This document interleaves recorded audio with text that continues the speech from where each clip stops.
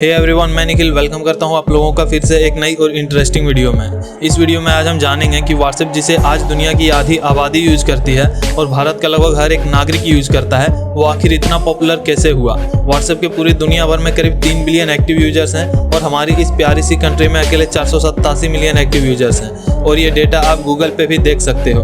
तो इस revolutionary app के हिस्ट्री के बारे में जानना बड़ा ही मज़ेदार होगा। इस वीडियो में मैं आपको व्हाट्सएप के बारे में बहुत सारी बातें बताने वाला हूँ, जैसे कि व्हाट्सएप को क्यों बनाया गया, व्हाट्सएप को हम लोग फ्री में कैसे यूज कर रहे हैं, व्हाट्सएप को चलाने के लिए खर्चा कहाँ से आता है, जबकि व्हाट्सएप पर ना तो कोई एड्स आती है ना ही कोई स्पॉन्सरशिप, फिर भी ये कंपनी हर साल हजारों करोड़ का प्रॉफिट कैसे बना रही है। क्या व्हाट्सएप पर शुरू से ही मैसेज करने का फीचर अवेलेबल था या ये फीचर कुछ सालों पहले आया है। क्या व्हाट्सएप को शुरू से ही फ्री में यूज किया जा रहा था या इधर कुछ सालों से फ्री में यूज किया जा रहा है। तो बिना टाइम वेस्ट किए चलिए हम शुरू करते हैं व्हाट्सएप के इतिहास का सफर। तो व्यूअर्स, सबसे पहली बात आती है कि व्हाट्सएप को किसने बनाया और क्यों बनाया, इसे बनाने का आइडिया किसके दिमाग में आया था और क्यों आया था। लेकिन ये सब जानने के पहले हम व्हाट्सएप के फाउंडर्स के बारे में थोड़ा जान लेते हैं। देखिए, व्हाट्सएप के 2 फाउंडर्स थे। पहले थे जैन कॉम और दूसरे थे ब्रायन एक्टन। जैन कॉम जो कि सीईओ और को फाउंडर हैं व्हाट्सएप के, इनका जन्म यूक्रेन में हुआ था, जहां ये करीब 16 साल की उम्र तक रहे। उसके बाद ये और इनकी मॉम दोनों कैलिफोर्निया में इमिग्रेट कर गए, जबकि इनके डैड वहीं यूक्रेन में ही थे। कैलिफोर्निया की गवर्नमेंट ने इन दोनों को रहने के लिए एक अपार्टमेंट में जगह दे दी, जहां इन लोगों ने 2 साल तक समय बिताया। उसके बाद जैन अपनी मदर और ग्रैंड मदर के साथ कैलिफोर्निया माउंटेन व्यू में शिफ्ट हो गए, जहां इन लोगों ने सोशल सपोर्ट से एक 2 बेडरूम का छोटा सा घर लिया। जैन की माँ एक चाइल्ड केयर प्रोवाइडर के तौर पे काम करती थी और जैन खुद एक ग्रोसरी स्टोर में बतौर क्लीनर काम करते थे। 18 साल की एज से उन्हें कंप्यूटर प्रोग्रामिंग में इंटरेस्ट आने लगा। फिर उन्होंने सैन जोस स्टेट यूनिवर्सिटी में एडमिशन लिया और काम के साथ साथ अपनी स्टडी भी जारी रखी। वक्त के साथ साथ इन्होंने कंप्यूटर प्रोग्रामिंग में अच्छी खासी नॉलेज हासिल कर ली और ये याहू में सिक्योरिटी एंड इंफ्रास्ट्रक्चर इंजीनियर के तौर पे वैकेंट हो गए। याहू में इन्होंने 9 साल तक काम किया, फिर इन्होंने याहू को 2007 में छोड़ दिया। ये तो बात हुई जैन कॉम के बारे में। अब हम जानते हैं ब्रायन एक्टन के बारे में, जो कि को फाउंडर हैं व्हाट्सएप के। ब्रायन का जन्म 24 फरवरी 1972 को मिशिगन में हुआ था और ये सेंट्रल फ्लोरिडा में पले बढ़े। ब्रायन की मॉम फ्रीट शिपिंग इंडस्ट्री चलाया करती थी। व्हाट्सएप को डेवलप करने में ब्रायन की मां का बहुत सपोर्ट था। ब्रायन ने स्टैनफोर्ड यूनिवर्सिटी से 1994 में अपनी कंप्यूटर साइंस की डिग्री ली और 1996 में याहू में वैकेंट हो गए। लेकिन ब्रायन ने अपना करियर 1992 में ही शुरू कर दिया था, जहां ये पहले एप्पल और एडोबी जैसी बड़ी कंपनीज में काम कर चुके थे। फाइनली याहू ने इनको 1996 में हायर कर लिया और ये याहू के द्वारा हायर्ड 44th एम्प्लॉय बन गए। याहू में काम करते करते 1998 में ब्रायन जैन से मिले और इन दोनों में अच्छी खासी दोस्ती हो गई। इन दोनों ने एक साथ याहू में 9 सालों तक काम किया। फिर सितंबर 2007 में जैन और एक्टन इन दोनों ने याहू छोड़ दिया और कई साल तक साउथ अफ्रीका में ट्रैवल करते रहे। उसके बाद उन्होंने फेसबुक में जॉब के लिए अप्लाई किया और फेसबुक ने उसको रिजेक्ट कर दिया। फिर उन लोगों ने ट्विटर में भी अप्लाई किया, लेकिन वहां भी इन लोगों को रिजेक्शन ही मिली। अब इन दोनों के पास कोई काम धंधा नहीं था। ये तो बात हुई ब्रायन और जैन की। अब बात करते हैं इन्होंने व्हाट्सएप क्यों इन्वेंट किया। व्हाट्सएप की इनोवेशन के पीछे भी एक बड़ी इंटरेस्टिंग सी स्टोरी है। दरअसल हुआ क्या था, ब्रायन जिम में एक्सरसाइज कर रहे थे, लेकिन उनके दोस्त उनको बार बार फोन कर करके परेशान कर रहे थे। इस बात से ब्रायन बहुत परेशान रहते थे। तो एक दिन इन्होंने सोचा कि क्यों ना कोई एक ऐसी ऐप बनाई जाए जिससे कि इनके दोस्तों को ये पता लग सके कि उसका दोस्त अभी एग्जैक्ट कर क्या रहा है। और इसी विचारधारा के कारण 2009 में जन्म हुआ व्हाट्सएप का। व्हाट्सएप एक ऐसा ऐप था जिस पर कि सिर्फ स्टेटस ही लगाया जा सकता था। उस पर शुरू में मैसेजिंग वाला फीचर नहीं था। व्हाट्सएप पर आप बस अपना स्टेटस लगा सकते थे और व्हाट्सएप आपके सारे दोस्तों को नोटिफिकेशन भेज देता कि ये आदमी अभी एग्जैक्ट कर क्या रहा है। जैसे कि ब्रायन जब जिम करते तो स्टेटस लगा देते कि वो अभी जिम में हैं, तो उनके सारे फ्रेंड्स को ये बात पता चल जाती और उनके फ्रेंड्स उनको फिर फोन नहीं करते। इस तरह व्हाट्सएप रन करता था। और हाँ, अभी तो व्हाट्सएप का शुरुआती स्टेज ही था डेवलपमेंट का, लेकिन ये एक पेड सॉफ्टवेयर था। उस टाइम व्हाट्सएप पर यूजर्स से एक डाउनलोड करने के लिए $1 चार्ज करता था, फिर अगले 1 साल तक के सर्विस के लिए $1 चार्ज करता था। व्हाट्सएप पर कब से ये पेड सिस्टम खत्म हुआ और क्यों हुआ, ये हम आगे डिस्कस करेंगे। साथ ही एक बात और कि अभी तक व्हाट्सएप सिर्फ आईफोन के लिए ही अवेलेबल था, इसे एंड्रॉयड यूजर्स यूज नहीं कर सकते थे। व्हाट्सएप को ब्रायन और जैन ने 24 फरवरी 2009 को बनाकर रिवील तो कर दिया था, जबकि व्हाट्सएप को अगस्त 2009 में ऐप स्टोर पर रिलीज किया गया। अब व्हाट्सएप को ऐप स्टोर पर रिलीज तो कर दिया गया था, लेकिन इसको रन करने के लिए और इसको अपडेट करने के लिए बहुत सारे पैसों की जरूरत थी। तो ब्रायन ने अपने 5 फ्रेंड्स जो कि याहू में ब्रायन के साथ काम करते थे, उनको अप्रोच किया कि वे व्हाट्सएप में $2,50,000 की फंडिंग कर दे और उनके ये दोस्त इन्वेस्टमेंट के लिए मान भी गए। बदले में उन्हें व्हाट्सएप के शेयर्स दिए गए थे। अब आता है दिसंबर 2009, जब व्हाट्सएप पर एक अपडेट आया और उसमें फोटोज भेजने का फीचर आ गया। अब लोग व्हाट्सएप पर अपनी फोटोज भी शेयर कर सकते थे, लेकिन सिर्फ स्टेटस में। इसी तरह व्हाट्सएप चल रहा था, लेकिन वक्त के साथ बदलाव तो जरूरी होता ही है। अब आता है अगस्त 2010, जब व्हाट्सएप को एंड्रॉयड के लिए भी अवेलेबल कर दिया जाता है। साथ ही साथ ब्लैकबेरी के लिए भी व्हाट्सएप को अवेलेबल कर दिया जाता है। इसी तरह व्हाट्सएप का एवोल्यूशन जारी रहता है और 21 जनवरी 2011 को व्हाट्सएप में चैट फंक्शन भी अवेलेबल कर दिया जाता है, जहां अब यूजर्स व्हाट्सएप में चैटिंग भी कर सकते थे। व्हाट्सएप में जैसे ही चैट फंक्शन अवेलेबल किया जाता है, व्हाट्सएप की पॉपुलैरिटी में मानो भूचाल सा आ जाता है। ये अब एक मैसेंजर ऐप बन चुका था, जिसमें की स्टेटस के साथ साथ चैट और फोटोज सेंड करने के भी ऑप्शंस मौजूद थे। ये ऐप चाइना में बड़ी ही तेजी से पॉपुलर हो गया और यही व्हाट्सएप का टर्निंग पॉइंट भी था। अपडेट आती है अप्रैल 2011। याद करिए, मैंने ऊपर बताया था कि ब्रांड के दोस्त ने 2009 में व्हाट्सएप में $250,000 की फंडिंग की थी। उन दोस्तों ने अब 2011 में व्हाट्सएप से उस इन्वेस्टमेंट के बदले $8 मिलियन लिए। अब शायद आपको अंदाजा आ रहा होगा कि व्हाट्सएप कितनी तेजी से ग्रो हुआ, कि व्हाट्सएप के फाउंडर्स ने रफली 1.5 साल में $2.5 लाख के बदले $8 मिलियन पे किए थे। अभी तक तो सब कुछ ठीक ठाक चल रहा था। व्हाट्सएप यूजर से पैसे ले रहा था और बदले में यूजर्स को सर्विस दे रहा था। लेकिन 6 जनवरी 2012 को एक बात सामने आती है कि व्हाट्सएप का जो सिक्योरिटी लेवल है वो बहुत ही कमजोर है।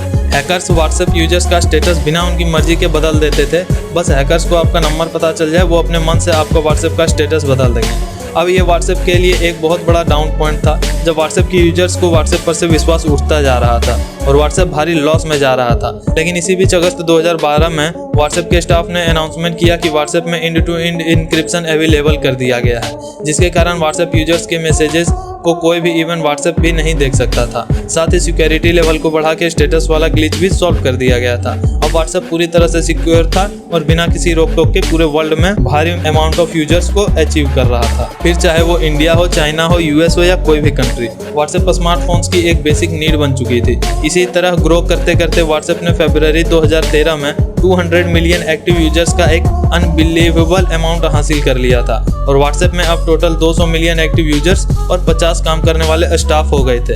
इसके बाद 2013 में सिक्वोया, जिसने कि व्हाट्सएप के पहले राउंड ए में अपने $8 मिलियन को विथड्रॉ कर लिया था, ये वही सिक्वोया था जिन्होंने $250,000 का इन्वेस्टमेंट 2009 में किया था और 2011 में 8 मिलियन से लेकर व्हाट्सएप से अपना हाथ खींच लिया था।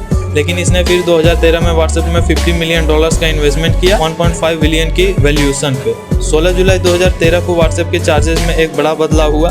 पहले जो ऐप स्टोर या प्ले स्टोर से डाउनलोड करने के लिए $1 लगता था, वो अब नहीं लगेगा। अब बस एनुअल सब्सक्रिप्शन फी $1 ही लगेगा। इससे व्हाट्सएप यूजर्स में और भी भारी इजाफा हुआ। व्हाट्सएप इसी तरह आगे बढ़ता रहा और अगस्त 2013 में व्हाट्सएप ने खुद में अपडेट करके वॉइस मैसेजिंग का फीचर भी अवेलेबल कर दिया था। अब यूजर्स टेक्स्ट मैसेजेस के साथ साथ वॉइस मैसेजेस भी सेंड कर सकते थे और रिसीव कर सकते थे। इसी तरह अब टाइमलाइन पे आगे की डेट आती है 19 फरवरी 2014 और ये व्हाट्सएप के लिए कोई छोटी मोटी डेट नहीं थी, ये एक हिस्टोरिकल डेट थी, क्योंकि इसी डेट को फेसबुक ने व्हाट्सएप को $19 बिलियन में खरीद लिया। ये वही फेसबुक था जिसने व्हाट्सएप के फाउंडर्स को जॉब देने से रिजेक्ट कर दिया था। फेसबुक ने $4 बिलियन कैश में दिया, $12 बिलियन फेसबुक के शेयर्स से पे किया और $3 बिलियन के व्हाट्सएप के शेयर्स उनके फाउंडर्स को दिए। कुल मिला जुला के फेसबुक ने व्हाट्सएप को $19 बिलियन पे किए। अब व्हाट्सएप भी मेटा का एक प्रोडक्ट बन चुका था। साल 2014 में ही जब व्हाट्सएप को फेसबुक ने खरीद लिया था, उसके तुरंत बाद व्हाट्सएप में एक सिक्योरिटी ग्लिच आ गया। ये ग्लिच ऐसा था कि व्हाट्सएप में जो यूजर्स चैट करते थे, उनके चैट को उनके मोबाइल का कोई दूसरा ऐप भी पढ़ सकता था। ऐसे में प्राइवेसी का खतरा बन गया। इसी खतरे को कम करने के लिए व्हाट्सएप में एक ऑप्शन आया कि जब भी कोई पर्सन किसी दूसरे पर्सन को मैसेज करेगा और वो दूसरा पर्सन उसके मैसेज को अगर सीन कर लेता है, तो उस मैसेज पे ब्लू टिक लग जाएगा। लेकिन अभी भी मेन सिक्योरिटी ग्लिच सॉल्व नहीं हुआ था। ऐसा क्यों हो रहा था, ये आगे समझ आएगा। और हाँ, उसी के बाद व्हाट्सएप में मैसेजेस को अनसेंड करने का भी ऑप्शन शुरू हुआ। इसके बाद 2015 में व्हाट्सएप ने अपनी एक पॉलिसी लॉन्च की कि अगर आपके मोबाइल में कोई थर्ड पार्टी सॉफ्टवेयर है या कोई थर्ड पार्टी ऐप है, तो आप व्हाट्सएप की यूज नहीं कर सकते जब तक आप उस थर्ड पार्टी ऐप या सॉफ्टवेयर को अनइंस्टॉल नहीं कर देते। और ये सिक्योरिटी के लिहाज से काफी अच्छी पॉलिसी थी। सिक्योरिटी अपडेट के बाद मार्च 2015 में व्हाट्सएप में वॉइस कॉल का भी ऑप्शन ऐड कर दिया गया। लेकिन ये वॉइस कॉल सिर्फ 2 लोगों के बीच ही हो सकती थी। अभी जैसे हम लोग मल्टी वॉइस कॉल व्हाट्सएप पे कर लेते हैं, उस टाइम ऐसा नहीं था। इसके बाद दिसंबर 2015 में ब्राजील की सरकार ने व्हाट्सएप को कुछ सिक्योरिटी पॉलिसीज का पालन न करने की वजह से व्हाट्सएप को वहां बैन कर दिया था। लेकिन कुछ समय बाद फिर से ब्राजील में व्हाट्सएप को अनबैन किया गया कुछ समझौतों के साथ। लेकिन व्हाट्सएप अपनी हरकतों से बाज नहीं आया और जुलाई 2016 में इसको ब्राजील में फिर से बैन कर दिया गया। दरअसल ब्राजील व्हाट्सएप को कुछ सर्टेन अकाउंट्स पे वायर टिप्स प्लेस करने को बोल रहा था और व्हाट्सएप बार बार मना कर कर दे रहा था और बात ब्राजील की गवर्नमेंट को पसंद नहीं आई और व्हाट्सएप को बैन कर दिया। इसी तरह टाइम बदला और अब व्हाट्सएप में सबसे बड़ा रेवोल्यूशनरी अपडेट हुआ जनवरी 2016 को, जब व्हाट्सएप ने ये घोषणा कर दी कि व्हाट्सएप को यूज करने के लिए किसी भी तरह का कोई भी चार्ज नहीं देना पड़ेगा। व्हाट्सएप बिल्कुल फ्री हो जाएगा, लेकिन अभी भी ये क्लियर नहीं था कि व्हाट्सएप को हम फ्री तो कर देंगे, लेकिन व्हाट्सएप रेवेन्यू कहाँ से जनरेट करेगा, व्हाट्सएप पैसे कैसे कमाएगा। अब व्हाट्सएप पर धीरे धीरे एलिगेशंस लगने शुरू हो गए कि व्हाट्सएप यूजर्स का डेटा बेच रही है और रेवेन्यू जनरेट कर रही है। और दरअसल आज भी व्हाट्सएप हमारा डेटा पॉलिटिशियंस और माफिया को बेचकर ही पैसा कमाती है। कैसे वो आगे समझ आएगा। व्हाट्सएप अब बिल्कुल फ्री हो गया था, इसकी पॉपुलैरिटी बढ़ती ही जा रही थी और व्हाट्सएप इंडिया में 2016 के बाद ही पॉपुलर होना शुरू किया था। 2016 के एंड आते आते व्हाट्सएप में और भी कई सारे फीचर्स आ गए, जैसे कि डॉक्यूमेंट शेयरिंग का ऑप्शन, वीडियो कॉल का ऑप्शन। धीरे धीरे व्हाट्सएप खुद को बड़ी अच्छी तरह से अपडेट कर रहा था। फिर आता है टाइम 2018, जब व्हाट्सएप ने खुद में अपडेट करके ग्रुप वीडियो कॉल्स और ग्रुप वॉइस कॉल का ऑप्शन भी अवेलेबल कर दिया था।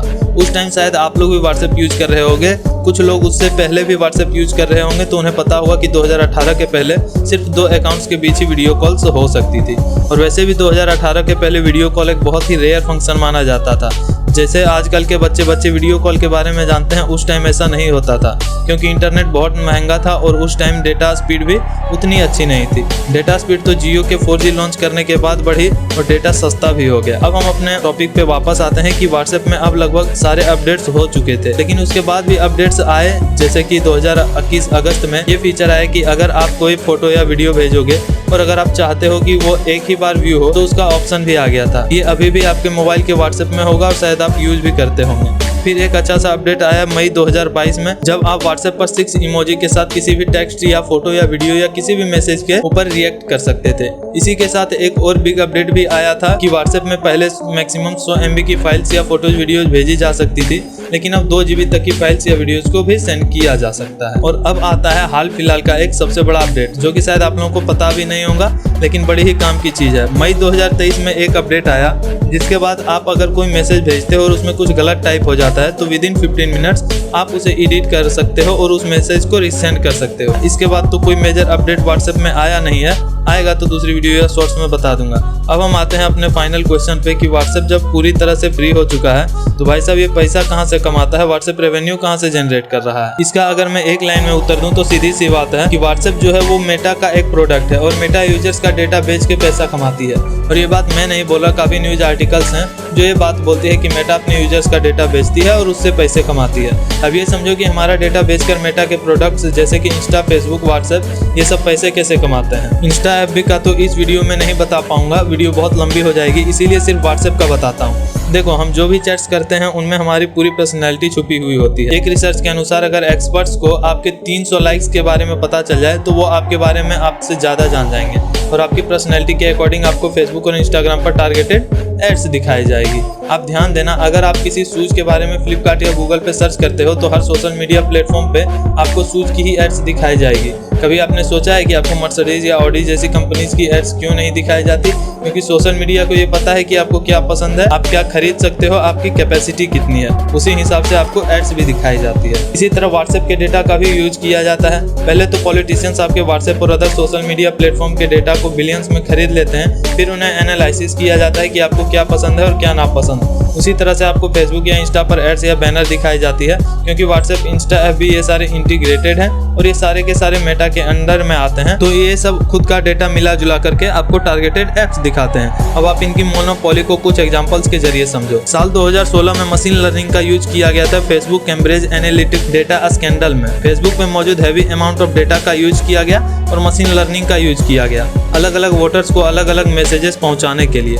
लोगों के लाइक्स और डिसलाइक्स को देखकर ये जज किया गया कि उन्हें किस तरह की चीजें पसंद है, उनकी पर्सनैलिटी क्या है, और उनकी पर्सनैलिटी के हिसाब से उनको एड्स दिखाए गए। याद करिए 2016 का अमेरिका का इलेक्शन, जब डोनाल्ड ट्रंप जीते थे और ब्रेक्सिट का वोट अमेरिका में हुआ था, और उसमें व्हाट्सएप, फेसबुक और इंस्टाग्राम जैसे ऐप से डेटा लेकर उन्हें एनालिसिस किया गया था कि किस तरह के लोगों को किस तरह की परेशानी है, और उनकी परेशानी को टारगेटेड एड्स दिखा करके काउंटर कर दिया गया था। यहाँ मैं 2 एग्जांपल्स का यूज करता हूँ, ज्यादा एग्जांपल्स को शो नहीं कर सकता हूँ। पहला, यूके में कुछ ऐसे लोग जिन्हें एनवायरनमेंट की बड़ी चिंता रहती थी, उन्हें कुछ ऐसे एड्स दिखाए गए जिसमें कि ये बताया गया कि डोनाल्ड ट्रंप के जीतने के बाद कैसे वो एनवायरनमेंट को सबसे पहले क्लीन करेंगे। कुछ ऐसे लोग थे जिन्हें कि फॉरेनर से डर लगता था, तो उनको कुछ ऐसे एड्स दिखाई गई जिसमें कि बताया गया था कि कैसे यूरोपियन लोगों को टर्की का फ्री वीजा ट्रैवल मिल जाएगा। जो कि टोटली फेक था। अभी तक ये पता ही नहीं चला ये कहाँ है, किस तरह से लागू हुआ है। इसी तरह से सारे लोगों को पर्टिकुलर एड्स दिखाकर उनको डोनाल्ड ट्रंप के ऊपर डिपेंड करवाया गया था और डोनाल्ड ट्रंप यूके का इलेक्शन जीत गए। और ऐसा नहीं है कि हमारे देश में इस मशीन लर्निंग का यूज नहीं हो रहा है, हमारे देश में भी सोशल मीडिया प्लेटफॉर्म से डेटा चुराया जा रहा है और पर्टिकुलर एड्स दिखाई जा रही है, फिर चाहे उससे किसी कंपनी का फायदा हो या किसी पॉलिटिशियन का। और ये व्हाट्सएप पर तो दुनिया भर के एलिगेशंस लगे हुए हैं कि ये अपने यूजर्स का डेटा बेचती है। आप गूगल करो, आपको सब कुछ पता चल जाएगा। अब मैं अपनी वीडियो को यहीं एंड करता हूँ क्योंकि वीडियो बहुत लंबी हो चुकी है। मिलते हैं अगले वीडियो में, तब तक के लिए जय हिंद।